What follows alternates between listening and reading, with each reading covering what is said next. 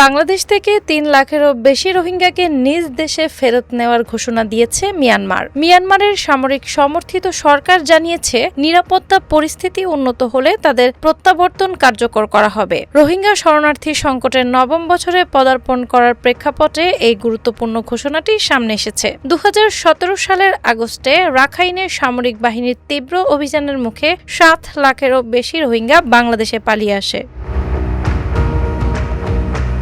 পূর্ববর্তী বিভিন্ন সহিংসতার কারণে আগে থেকেই বাংলাদেশে আশ্রয় নিয়ে থাকা কয়েক লাখ রোহিঙ্গাদের সাথে তারা যোগ দেয়। মিয়ানমার বাহিনীর এই নৃশংস দমন-পীড়নের জন্য জাতিসংঘ সহ আন্তর্জাতিক বিশ্ব একে গণহত্যা ও জাতিগত নির্মূল হিসেবে অভিহিত করে। বাংলাদেশ সরকারের দেওয়া ৮,২৮,০০০-এরও বেশি শরণার্থীর তালিকার মধ্যে ৪,২৬,০০০-এর তথ্য যাচাই করেছে মিয়ানমার। যাচাই প্রক্রিয়া শেষে মিয়ানমার নিশ্চিত করেছে যে ৩,০৮,০০০-এর বেশি মানুষ রাখাইন রাজ্যের প্রাক্তন বাসিন্দা।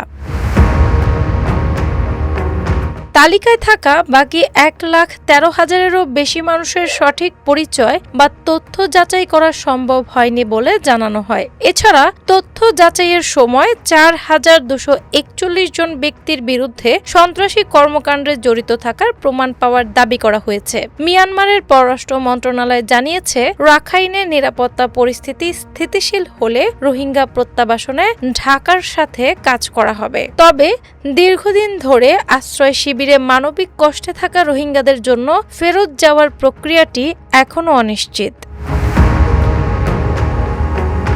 আন্তর্জাতিক সম্প্রদায়ের টানা চাপের মুখে মিয়ানমার এই যাচাই প্রক্রিয়া এবং ফেরত নেওয়ার আশ্বাস প্রকাশ করল।